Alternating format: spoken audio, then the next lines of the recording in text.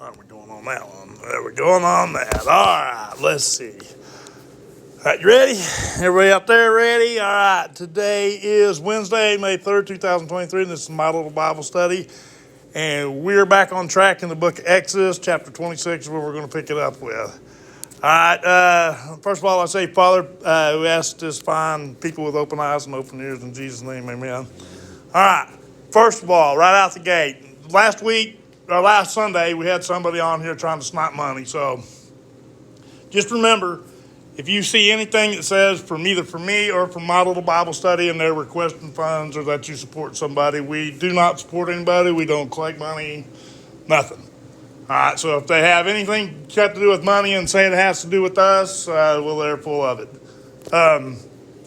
Somebody, I think they were saying that they were collecting, that we were helping support some march of something, muscular dystrophy or something like that. Well, we don't. All right, not to have anything against it. It's just that we don't. We don't want anybody to question why we do this, so we don't have anything to do with money. Keeps it real simple, real straight. So if you're over here and you're trying to find funds, everybody knows us, knows that there's no money to be got here anyway, so it's a dry hole. Just go somewhere else. I'll just let it rain. Anyway, that's all that. Now we get that out of the way, we can get off what we're doing. Let's see, what was it? Last Sunday we were continuing our Bible study, and it extended it into the book of Exodus where we were talking about cherubims. It's a BEV, so it's a pretty interesting one, so just go ahead and check it out if you want to check it out. Right, so that basically means that we got through the first verse of chapter 26 out of almost an hour. Whole lesson. Yeah. So we got one verse, but we learned a lot, hopefully, in the process. So, and we're going to just pick it up with verse 2, all right? And what we're talking about is the tabernacle itself now. We've had the Ark of the Covenant, so we've had the menorah, we've had the table of showbread, we've had all the spoons, the cups, and all the things that deal with that.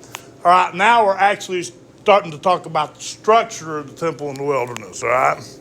And this is how it was to be constructed. Now remember, Moses is working how this is based off of something that he saw when he was up on the mountain with God. All right. So he keeps saying, just after the pattern that you were shown, up on the mountain, he keeps saying it, and it'll be repeated again and again and again. I think that's a really important thing to note, because that means that tabernacle that's being discussed here is just a copy of one that's already in heaven anyway. So that's interesting. All right, we're going to talk a little bit more about that as we go. But we'll pick it up in verse 2. I don't think it would be anything other than a cheap imitation. Compared to what's in heaven. That's right. It's still made by the hands of man here on earth. That's right. Okay, verse 2. All right, now we're going to talk about the curtains. The length of the curtains shall be, well, here, let's just start up at verse 1, since we might as well. This is just one verse.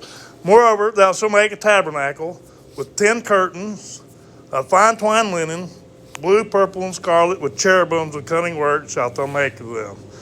These are the curtains. Now, the cherubims were what we focused on Sunday. Now we're going to just focus on the way it's put together. Verse 2, the length of one curtain shall be 8 and 20 cubits. You can go ahead and figure that out. That's 18 inches or 1.5 feet per cubit. And the breadth of the curtain, 4 cubits. Every one of the curtains shall have one measure, so they're all the same. All right? This description gets a little bit confusing, but then we'll straighten it out, because we're going to go to Hebrews chapter 9 here in just a minute, and that explains it just a little bit better. Because this one that's actually a tent is also the copy that they used when they built Solomon's temple, and then when in the Herodian temple as well. So it still stays current as the blueprint for it. All right. 5 curtains shalt thou couple together, one to another. And another 5 curtains shalt thou couple, one to another. All right. Now this is how they're going to couple them together. Thou shalt make loops of blue upon the edge of one curtain, from the sleevage to the coupling, and likewise shalt thou make in the uttermost edge of the other curtain, and the coupling of the second. All right. So you have loops, and they fit together with a loop, and I assume that there's a pin that just goes between them and holds the 2 curtains together. I assume it's a pin because it's going to have to be portable and it has to be broken down. And that's the only way I see in my mind that it works. But I could be very wrong about that.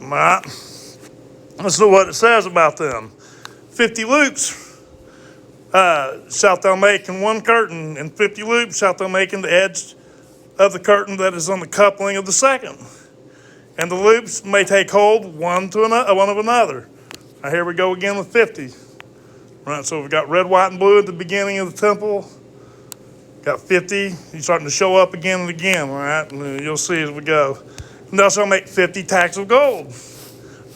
All right? And couple the curtains together with the tacks. And it shall be one tabernacle. And thou shalt make curtains of goat's hair to be a covering upon the tabernacle. 11 curtains shalt thou make. I have no problem with goats, right? Clean animal. Still good to go, all right?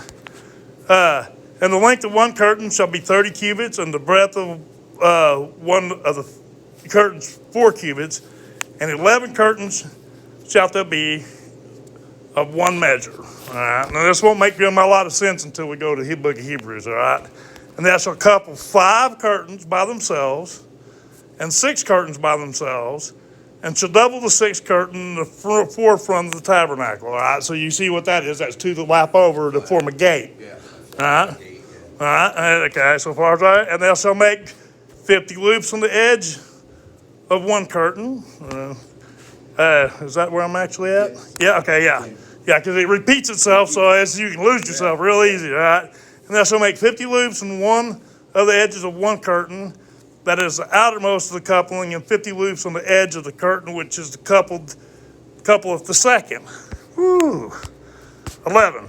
And thou shalt make 50 tacks of brass, and put these tacks upon the loops, and couple the tent together, that it may be one. All right, so we made a big old tent. Now, these have just been the walls so far. Yeah, that's all all right, that we've been talking about. And the remnant, that is the remnant of the curtains of the tent, and the half curtain that remaineth shall hang over the backside of the tabernacle. So just drape them together and put them in the corners. All right. And a cubit on the one side and a cubit on the other side, that which remaineth of the length of the curtains of the tent, it shall hang over the sides of the tabernacle on this side and on that side to cover it. Verse 14, thou shalt make a covering for the tent of ram skins dyed red, and a covering of badger skins. And again, here we go with badger skins. We know this is a mistranslation. All right, we know this is at least a clean animal, most probably an antelope. All right, and thou shalt make boards. All right, so here we go with so that's the sides. All right. And then we have the tent. Now you have one that covers the top now and one that goes around the front and forms another, which will actually, you will find out in the book of Hebrews, is 2 different rooms. Okay. Let's see. Let's go ahead and go on with this. Thou shalt make boards for the tabernacle of shittim wood, standing up. Now this shittim wood is the same wood that's in the Ark of the Covenant, right? It's the core to the Ark of the Covenant, and so we know what that means. Table, Yeah, that's right. All that stuff was shittim wood. If you remember the meaning of shittim wood, you had a lot of stuff like it was references to sticks of wood being scourged, whipped, pierced by thorns. You can make a sentence out of that. I played around with it. It said you can talk about he who was scourged and whipped, pierced by thorns, and hung on sticks of wood out of just the meaning of the wood, what shittim wood means, right? Now remember, that's the core to the Ark of the Covenant, and it's the core to the table of the showbread, right? It forms the floor. Now, the thing we talked about the Ark of the Covenant, right, was that the Ark of the Covenant, and when you put that together and look at it in the 21st century, that bad bear is a high capacity, what am I talking about? Yes. Why am I drawing a blank? Capacitor. Capacitor, yeah. Woo, man, I'm drawing a blank on that one. That's level voltage, yeah. Right. So the Ark of the Covenant itself was a massive capacitor. And now, the fact that it's sitting on wood, which is non-conductor, it makes it a lot more likely to be able to handle the Ark of the Covenant without getting killed, actually. Right. You gotta listen to the way this is put together, right, when it comes to this wood. And thou shalt make boards of the tabernacle of shittim wood standing up. 10 cubits shall be the length of the board, and a cubit and a half shall be the breadth of one board. 2 tendons shall there be in one board, set in order one against the other. Thus shalt thou make all the boards of the tabernacle. And thou shalt make the boards of the tabernacle 20 boards on the south side, southward, And thou shalt make 40 sockets of silver under the 20 boards, and 20 sockets under one board, and 2 sockets under one board of his tendons, and 2 sockets under another board of his 2 tendons. All right, so all that means it's a mortise and tenon, right? So you got wood that's put together with a mortise and tenon, 2 on each board, all right, that fit together. You have the mortise and the tendon are made out of metal, all right? So it's good and durable. Right. Comes apart real easy, goes together real easy, can be used for many, many, many years without even needing repair, right? And it still maintains the integrity of being on a floor that doesn't conduct electricity. Let's just put it that way, especially when dealing with the ark, all right? Now the whole ark, the whole inner part of the sanctum is made this way, okay? That'll make a little bit more sense when we go to Hebrews here in just a second. And the second side of the tabernacle, and for the second side of the tabernacle, on the north side, there shall be 20 boards. Now, if you remember, it's the side of the north that the Antichrist stands on, right, and proclaims to be God. Now, standing adjacent from that side then would be the Ark of the Covenant. All right, so that puts that spot really good in your mind than where it is on earth, because we know that under the dome of the rock, the El Aksamas, we know there's that rock that has that same cut into it that's exactly the same size as the Ark of the Covenant. And that means that side of the north is right there, and you just step just a few feet away from it, turn around and look right at it, and you will know the exact spot then that the Antichrist is going to stand and claim to be God. All right, and that's what it is right here in the side of the north, all right? And there are 40 sockets of silver, 2 sockets under one board and 2 sockets under another board, just like we're saying. And for the sides of the tabernacle westward, there shall make 6 boards. And 2 boards shalt thou make for the corners of the tabernacle in the 2 sides. So you have a double setup on the corner. And thou shalt, and they shall be coupled together beneath, and they shall be coupled together above the head of it unto one ring. Thus shall it be them both. They shall be for the 2 corners. 25, and they shall stand 8 boards, and they shall be 8 boards, their sockets of silver, 16 sockets, 2 sockets under one board, 2 sockets under another board. And thou shalt make bars of shittim wood, 5 for the boards on the one side of the tabernacle, and 5 bars for the boards on the other side of the tabernacle, and 5 boards for the boards on the side of the tabernacle for the 2 sides westward. Man, that is hard to read. It is, right. And the middle bar in the midst of the boards shall reach unto the end, from end to end, and thou shalt overlay the boards with gold and make their rings of gold for places for the bars, and thou shalt overlay the bars with gold.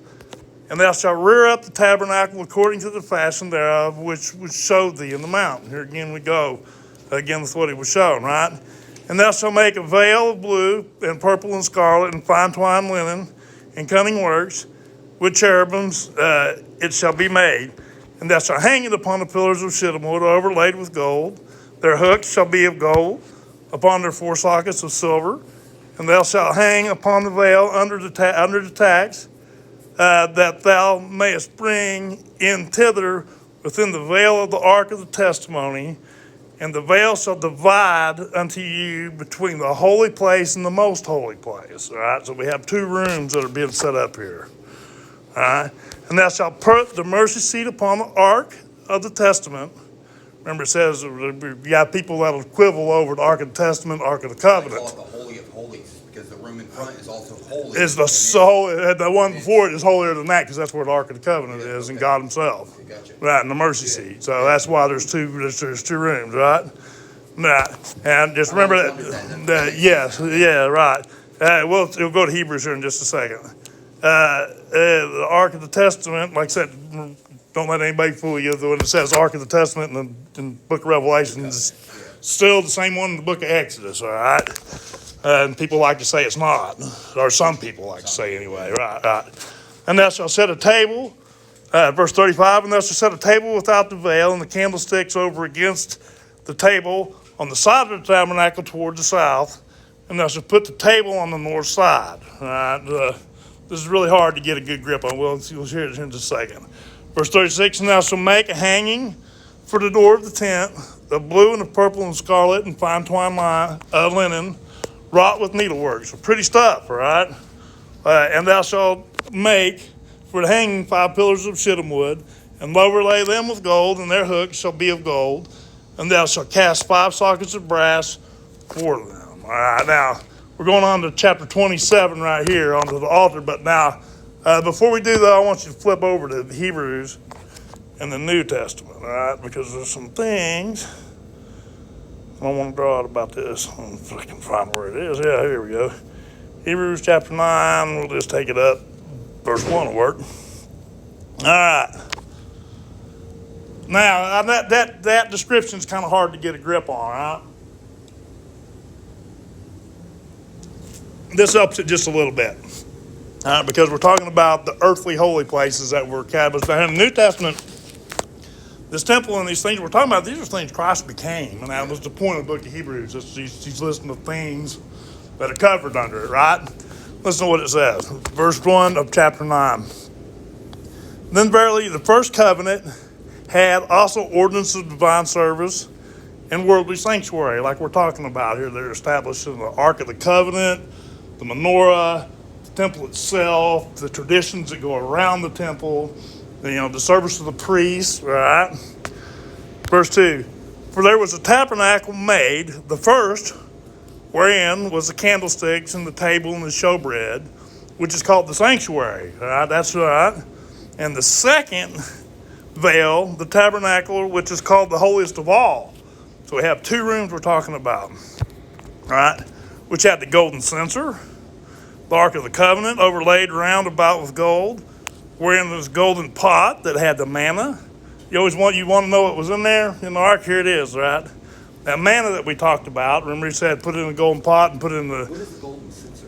It's that thing that you see people swinging around. It's just a way of carrying ashes off of the coals off the fire. Oh yeah, I got you. Okay, I know what it is. I lost my thought. Now, where was it? What was you want to know what was in it, right? And that manna that he said. Remember the last time that the manna shared, he said, take some of this manna and put it in a bowl and put it in the ark. Because then it'll keep forever. Still there. All right. But that was Aaron's rod that budded. We haven't talked about that yet, right? But we will. All right. The tables of the covenant. All right. And all the tables, all the law that we talked about in that section. All right. And over it, the cherubims of glory, shadowing the mercy seat, which we talked a lot about, for which we cannot now speak particularly. We don't really know where it is then. Right? We don't know where that is now. Right. Now, like I said, I think Elijah took it with him way back there in the book of Kings, right? But they know about it, but they can't say that they've ever seen it. Right. And when these things were thus ordained, the priest went always into the first tabernacle, accomplishing the service of God. So they went into where the table of showbread is and where the menorah is and all those things, right? But in the second, went the high priest only once every year, not without blood. So he had to take a sacrifice, which he offered for himself and for the heirs of the people. All right, so there was a lot that went into that. But now you see how the temple was kind of laid out by that. So when you would go in one section where it's every priest that was on service could go in there and perform either removal or replacing of the showbread, any maintenance that needed to be done to any prayer, anything like that. But there was also a lot of work that they had to do. There was wood for the altar. They had the brazen sea we haven't talked about it yet, but it's a lot of big old thing of water where they wash the sacrifices and all that stuff. All that water had to be drained regularly and replaced. So there was. When they said they were priests, they weren't just over there scribing. I mean, they had some work, right? They had real work that was associated with it, plus all the flocks and the stuff that was needed with all the priests and parts of the sanctuary. So they had lots of work, right? They had lots of real work to do. But nonetheless, you get a little bit better description there of what it was like, at least according to them anyway, in the book of Hebrews. But I wanted to bring that up real quick. See what time it is. All right, so let's go back to Exodus. We're on 27. And we are rapidly chewing up the book of Exodus, too. Doing great, yeah. Yeah. I've really enjoyed that. Well, okay. I think the next book we'll do is going to be, we might just talk about this right now, I guess. Okay, Book of John. We need to do a New Testament one. You said you've not ever heard the whole story. Never So heard any let's of the do, Gospels, really. that's right. So John's my favorite, so that's Right, one yeah, we're going to let's work do with. that, All right. Said something about maybe wanting to do the Book of Revelation again. Okay, instead of doing that, why don't we just do the Book of Daniel? Okay. Because that's the Book of Revelation, but told in the Old Testament. It's the same story, Yeah, I would like kind that, of. Yeah, You know, and you'll understand. You'll see the lap over, and you'll see all the visions and dreams and all that stuff that relate to the last days and Right, that's and all that pretty cool. stuff. Right. So, and then after that, the next time we teach prophecy, we'll go back and do Revelation again. Because by then, there's going to be a lot of stuff that's probably going on. Paul, too, 'cause his story interests me. Okay, Being yeah. what he was and then converted over. Okay. Yep. Right. Yeah. It's not a problem. But we'll get all that in. But we'll go John and then Daniel. Yeah. And that'll be our 2 books then. Sounds great. The next 2 books we do. If I can do 2 books still at a time, we'll see. If not, then that's what we got the next round then, however it is. However that all works out. All right. So that took care of the sanctuary. So we had the sanctuary set up. The Ark of the Covenant has a home now. You got the priest Aaron and his bunch. We're going to talk about their consecration in the next chapter. Now we're going to talk about the altar. Now, before, remember when he told Abraham, he said, when you make an altar to me, you don't.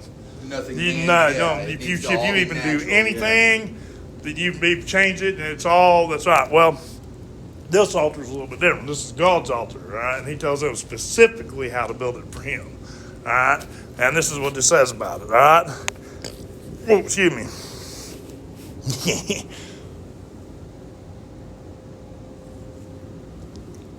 And thou shalt make an altar of shittim wood. Again, everything with the sanctuary has that type of wood with that message that's behind that and that meaning and associated with it, all right? About one that would be scourged and pierced with thorns and hung on sticks of wood. It's exactly the meaning of what shittim wood means. All right, shittim wood, 5 cubits long, 5 cubits broad. So it's a square.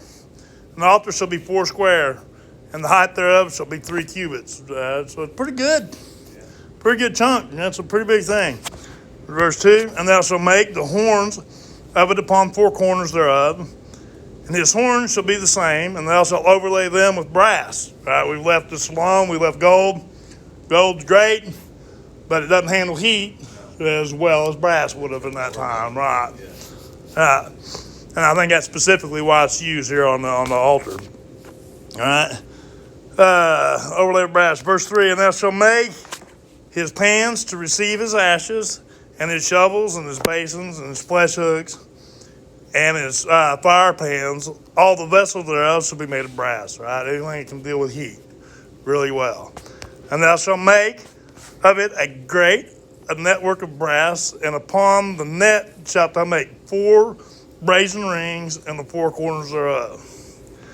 And thou shalt put it under the compass of the altar beneath, that the net may be even to the midst of the altar. And thou shalt make staves for the altar, staves of shittim wood, once again, and overlay them with brass. Right, so this is a lot of kind of setup, the same kind of setup we've seen with the Ark of the Covenant, with the table of showbread, and the same set of staves again with shittim wood. Only these are with brass because we're dealing with fire and it's going to be mobile. All right, and the staves, and the staves shall be put into the rings, and the staves shall be upon the 2 sides of the altar to bear it.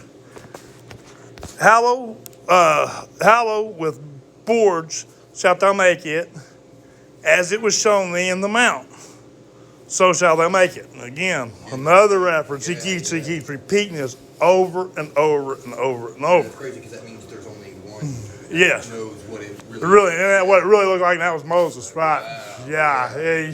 Now, if you could see this in its original work, I'll bet it was pretty close because he tells him, like I said, he spent how much time up there? 40 days. He got to look it over real good. well, yeah. All right, and he seems to know exactly what he's talking about when he's writing it, so and real specific about it. So I have no doubt he got to really study it well, among other things, while he's up there. I'd had a lot of other questions, and I'm sure he did too. All right.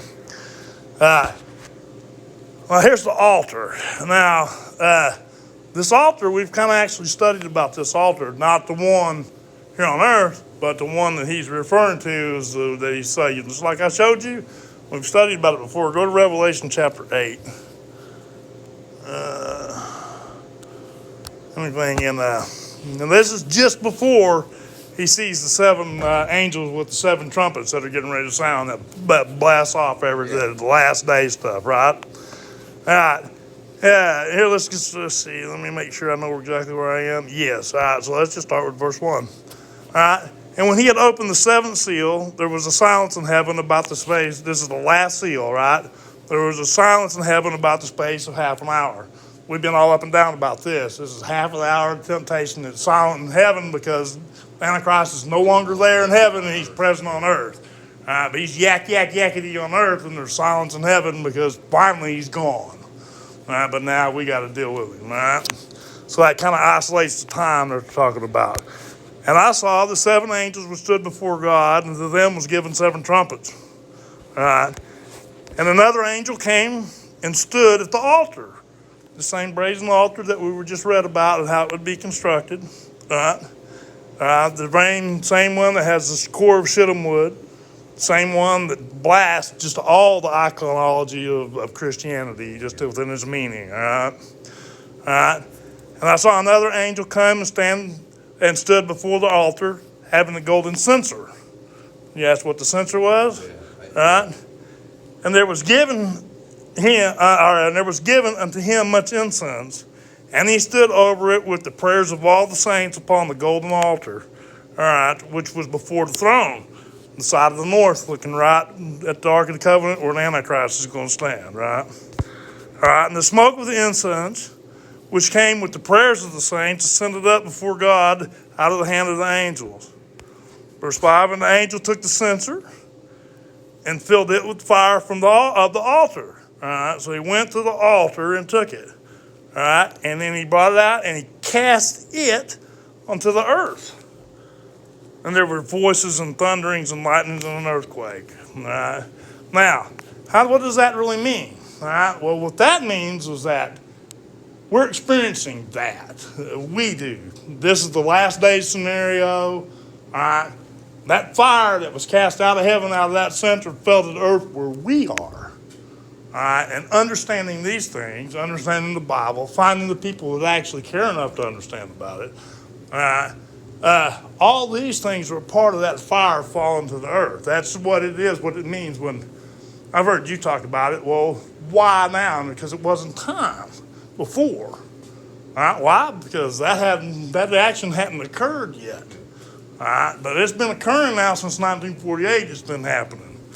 But like I said, like everything in due season, all right, and that's exactly what's been going on. Now, it's not just you. There are others that are that way, too. That's like, man, I mean, I wish I'd have knew this when I was young. But you wouldn't have done anything with it until you got older. Yeah, it wouldn't have right. That wouldn't have mattered. That just made you accountable before it was time for you to be accountable. That's right. Before I was responsible. Yeah, enough to be accountable for. Right. So that's part of this scenario that we see here in the book of Revelation. It's his truth being cast to the earth to anyone who's willing to listen. Is really what it comes down to. All right? And in that, you have the election and all those that are sealed and all those that just are not sealed, or they're sealed, but they're not chosen from the foundation. You have all these things in play, all because of that fire that was cast, that angel that took the fires off the altar itself and cast it to the earth in the last days. But anyway, that's where that all winds up. All right, well, with that, let's go back to the book of Exodus then. We were in where were we? 27? That's right. And we got all the way through that. So now we're talking about the court of the tabernacle. What time is it? Let me see. Yeah, let's go ahead and do the court. All right, we'll get through that tonight, and then we'll stop there for tonight. Okay, 27 verse 9. Now we're talking about the court, not so much the building, but the inner and the outer court. We've talked about this before. You've heard me say on the first day of spring, they open those doors on the outer court, and then on the inner court, and then on the Ark of the Covenant, the two doors, and then into the Ark of the Covenant. Same description we've seen in this tent, you're going to see also, or you see bears you see here in this in the tent, right? And that's to make a court of the tabernacle from the south side southward. There shall be hangings of the court of fine twined linen, 100 cubits long for one side. So that's pretty good and long. That's a good ways, right? Verse 10, and 20 pillars thereof. Oh, excuse me, long. And the 20 pillars thereof and the 20 sockets shall be of brass. The hooks of the pillars and the fillets shall be of silver. Verse 11, and likewise for the north side in length. There shall be hangings of 100 cubits long, and his 20 pillars and their 20 sockets of brass, the hooks and the pillars and their fillets of silver. For the breadth of the court on the west side shall be hangings of 50 cubits. So it's what? 200 cubits across altogether and 50 cubits deep. So that's a big court. Right. And the breadth of the court shall be 50 cubits, and their pillars 10, and their sockets 10. And the breadth of the court on the east side eastward shall be 50 cubits, and the hangings of one side of the gate shall be 50 cubits, and their pillars 3, and their sockets 3. And on the other side shall be hangings 15 cubits, their pillars 3, and their sockets 3. And for the gates of the court shall be the hangings of 20 cubits, blue, purple, scarlet, fine twined linen, wrought with needlework, and their pillars shall be 4, and their sockets 4. And the pillars round about the court shall be filleted with silver. Their hooks shall be of silver, their sockets of brass. 18. And the length of the court shall be 100 cubits, and the breadth 50 everywhere. And their height 50 cubits of fine twined linen, and their sockets of brass. All the vessels of the tabernacle, and all the service thereof, and all the pins thereof, and all the pins of the court shall be of brass. So that's basically the setup and the structure then for the ark in the wilderness and the tabernacle in the wilderness. Yeah. You got to remember, it's quite a sight when a lot of biblical people. I'm not going to say archaeologists because I don't want to confuse lines. Okay, there's a lot of biblical people think that when these people set this tent up, because it was the first thing that left, and it was the first thing that parked, right? And then everybody filed in and ordered behind it, and it took a long time. You got 3 million people, right? So let's just say they don't just get up and go over here. It takes them a little while to get it done. Well, we're going to hear about all the orders of how that goes through between here and the Book of Numbers, and what that means and which tribes went when, and the tabernacle left first, and then it was the first one to stop, and they'd set it up first. Right? And when they set this up, they would camp 3, we've talked about the tribes, 3 from north and south, east and west, giving them 12 tribes, right? All under their own standard. But a lot of biblical people believe that the way they laid it out, the whole thing became a Star of David. Yeah, and it kind of makes a little bit of sense. One thing, it's kind of tactical. You have kill zones. You can cross each other's flanks really well. Yeah, and it gives you that's right. It's right.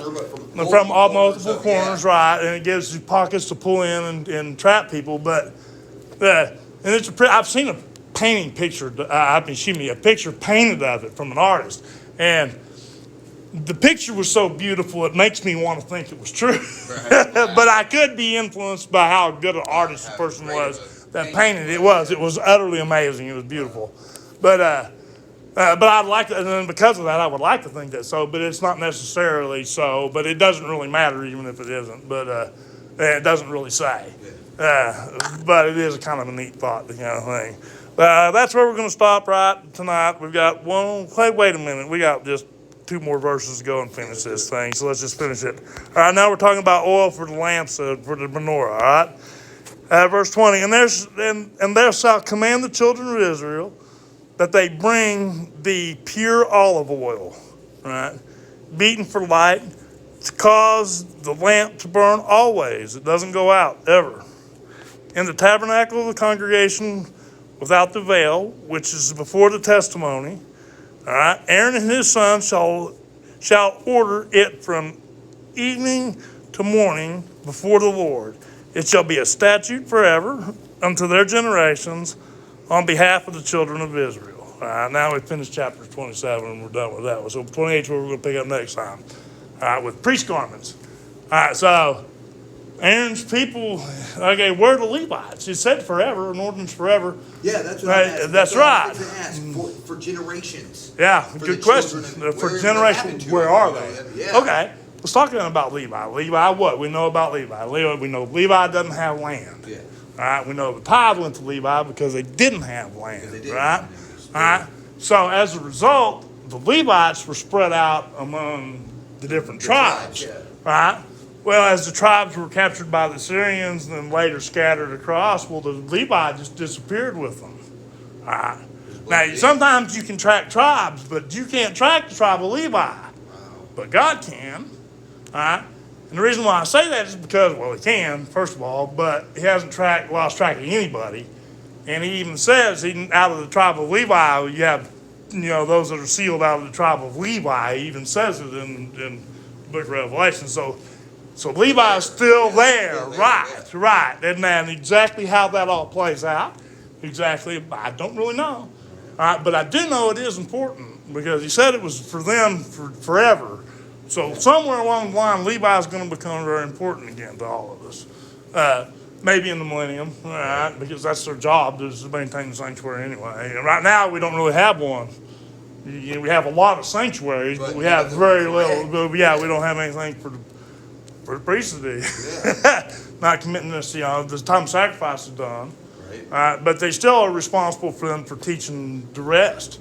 Yeah. Like we have a lot of law, we've covered law, things like that. You have the prophets and things like that. The commitment to the needy in our meetings and stuff should be. That's part of it, right? But I think a lot of times the Levites today just are people who just kind of pass it all along as they go, Make sure that people kind of keep some of it straight. Right. They're called the remnant. If you know the truth and you die before the Antichrist shows up, you're part of what's called the remnant. And the remnant are those through time who've kept the word going, the truth about the three heaven and earth ages, the apostasy, and these things like that. That down through time, they've kept the truth going so that in the last days it can be revived by part of that fire. Remember, he says, where did it say, I come to start a fire, and I come to, I forget my fire, I can't quote it, but it says, how pleased you'll be if your already fires a fire kindled, Well, that's part of that fire that was cast out, right, in us. Right. So he'll be real pleased. He's going to purge the earth by fire. It's not a bad thing. It's a good thing. It's not going to burn physically. That's not what it's meaning.